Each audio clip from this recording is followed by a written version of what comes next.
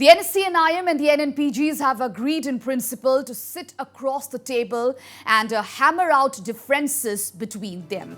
This was informed exclusively to Northeast Live by Chairman of Political Affairs Mission of the NPF, T.R. Zeliang. While speaking to our Kohima correspondent Sarah Konyak, Zeliang said that the NSCN-IM has responded to the call of PAM with a positive sign, stating that if the NNPGs are willing, then the NSCN-IM will make themselves available for talks between the groups. Political Affairs Mission was in Delhi and have met the chief negotiator as well. So what is the latest update on the Naga peace talks? What were the things that were conveyed by the NSCN-IM leaders? And why was the idea to meet the central leaders dropped by the PAM delegation? No, our main purpose of going to Delhi was to meet the NSCN-IM collective leadership, because in the series of our consultation meet with the civil societies and the two Naga negotiating groups, NSCN-IM and NNPGs. There we have requested both the groups that to come together and discuss on Naga political issue across the table. They both have agreed in principle, but we want to reconfirm from NSCN-IM leadership, because some of the important leaders were camping in Delhi, and the talk is going on in Delhi. So we went there to meet them and to confirm their position. Any day, if they are invited, whether they are willing to sit together and discuss across the table. So in 2 days discussion, finally they have agreed that if the other group, 7 NNPGs, are willing, they will be readily available to sit together and discuss across this table. So we came back and informed this to this 7 NNPG convener, and we were informed that they will be having meeting today or tomorrow. Then they'll get back to us. So after confirming their decision, only we'll go back to this NSCN-IM so that both can sit together and discuss. And moreover, Zeliang has informed that the NSCN-IM is adamant on its stand for a separate flag and constitution. He said that the NSCN-IM has made it clear that flag and constitution have to be an integral part of the final agreement. No. Their demand is as such that the flag and constitution should be the integral part of the accord. That is their stand. But it depends on the central government. They also committed that utmost possible effort will be given, and they'll work out a formula. So they have to come to a conclusion with amicable settlement. Their demand, they will continue. Their stand is very clear that it should be integral, that the flag and constitution should be integral part of the agreement. But it depends on the central government how far they can agree. And meanwhile, T.R. Zeliang has informed that the NPF will not attend the consultative meet called by the state government on October 15th to discuss the Naga political issue.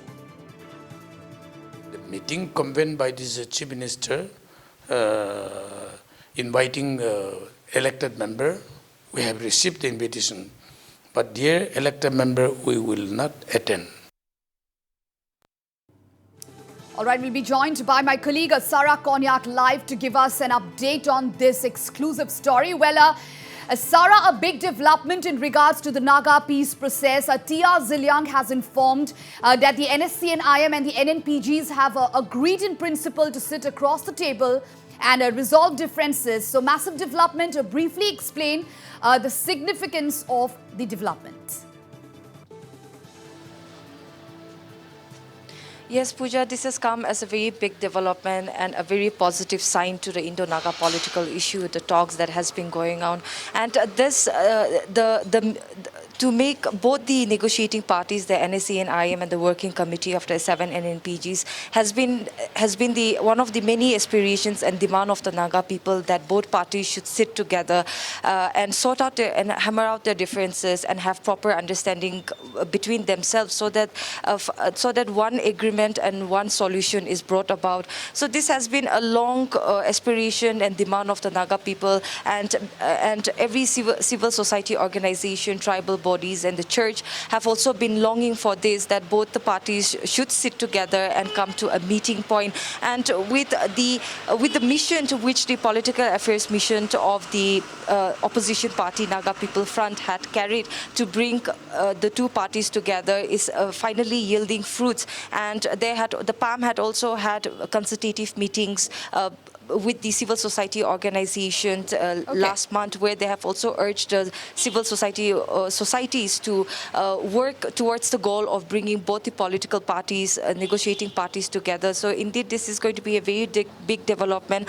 Both the parties have agreed in principle to the appeal made by the PAMP, and if this is literally put into action, then definitely this is going to be a very positive sign, and it will bring about many positive developments in the peace talks. Pooja. All right, thank you, Sara, for giving us those details. So indeed, the NSCN-IM and the NNPGs have agreed in principle to sit across the table and hammer out differences between them. And this was informed exclusively to Northeast Live by Chairman of Political Affairs Mission of the NPF, T.R. Zeliang. And speaking to our Kohima correspondent, Zeliang said that the NSCN-IM has responded to the call of the PAM with a positive sign, stating that if the NNPGs are willing, then the NSCN-IM will make themselves available for talks between the groups. And Zeliang has also informed that the NSCN-IM is adamant on its stand for a separate flag and constitution. He said that the NSCN-IM has made it clear that flag and constitution have to be an integral part of the final agreement. And on the other hand, T.R. Zeliang has also informed that the NPF will not attend the consultative meet called by the state government on October 15th to discuss the Naga political issue. So the NSCN-IM and the NNPGs are likely to sit across the table, and they have agreed in principle to sit across the table and hammer out differences between them. So has PAM achieved its prime objective? That is the big question at this hour. And while speaking to Northeast Live exclusively, T.R. Zeliang said that NSCN-IM has responded to the call on PAM with a positive sign, that if the NNPGs are willing, then the NSCN-IM will make themselves available for talks between the groups. All right, we have our Editor-in-Chief Wasbir Hussain joining us over the phone line to give us his perspective on this. Well, Wasbir, a massive development in regards to the Naga political issue. So we all know that NSCN-IM and the NNPGs are not seeing eye to eye. So if both the groups can hammer out their differences, will it expedite the process? Your take on the development? Well, Pooja, this is indeed a very major development as far as the Naga peace talks are concerned. As we all know that the Government of India has been negotiating with both the NSCN-IM and the 7-member NNPG groups. These 7 members are various other Naga rebel groups which has come under a common banner called the Naga National Political Group. So there were parallel discussions going on with the NSCN-IM and the NNPGs. Now, there are differences between these two groups as far as the road ahead for the solution. While the NSCN-IM has been demanding that a flag and a separate constitution for the Nagas has to be an integral part of the solution and there can be no compromise on it, the NNPG view is that issues like that of a flag and the constitution, as well as certain other issues, can be discussed even after a Naga peace accord is signed. So the NNPGs have made it clear on a number of occasions in the last couple of weeks and couple of months that they have concluded the negotiations with the Government of India and they are ready to sign the agreement. That is the NNPG view. And as far as the NSCN-IM is concerned, they are sticking to their two demands. that of a flag and the constitution, and on and off, the NSCN-IM has also been talking about integration of all the Naga areas around Nagaland into some kind of a common administrative setup. So there is a difference in views, a difference in approach to the solution of the Naga problem as far as both the NSCN-IM and the NNPGs are concerned. In this backdrop, the claim today, the statement made by the NPF leader and former Chief Minister T.R. Zeliang, who is also the chairman of the NPF political affairs mission that the NPF, that the main opposition party in Nagaland, has set up to act as a catalyst to take the peace process to its logical conclusion. In fact, in the last couple of weeks, the political affairs mission of the Naga People's Front have been meeting various stakeholders, including the NSCN-IM, the NNPGs, and other civil society leaders from across Nagaland. And now that a responsible political leader like T.R. Zeliang saying that the two groups, that is the two sides, that is the NSCN-IM and the NNPGs, have agreed to sit across the table itself is a very big development, because once they meet face-to-face across the table, there is potential for the differences to be resolved, and then they can move ahead and once again bring the Naga peace talks on track. Pooja. All right, Wasbir, coming on to the NPF now, the PALM has almost brought the two negotiating groups together. So how big will this achievement be for the NPF if both the groups actually come across the table? No, that is what he has already said. That is what the NPF has achieved. If we have to take it seriously. The statement made by T.R. Zeliang, who is the leader of the PAM as well as the top leader of the Naga People's Front, former chief minister. We have to, if we take his statement at face value, that means that the NPF, Naga People's Front, political affairs mission has already succeeded in getting an assurance from the two groups, that is the NSCN-IM and the NNPGs, to agree to sit across the table and resolve the differences. So that is extremely important, because all these, there cannot be two Naga peace accords. There cannot be one accord with the NSCN-IM and another accord with the NNPGs. Right. And also, if anybody is thinking today that they can only have peace in Nagaland with only the NNPGs signing, I think that will be also too simplistic a view, because the government itself has been talking with the NSCN-IM for the past 23 years.